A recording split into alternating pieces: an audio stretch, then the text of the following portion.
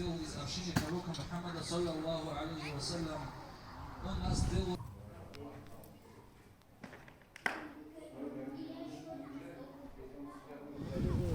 İnsan Allahu Teala'nın ori konuğunu aklulino ve mi canavarların kabullusa ve mi kullu şerdenin kabullusa Allahu Teala'nın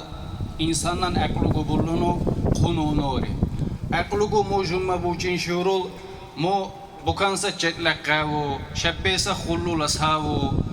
yago işbahni li kham bahavu qirikum bahavu mu aklu bakari mu kunsa aklu canavar trajagu busari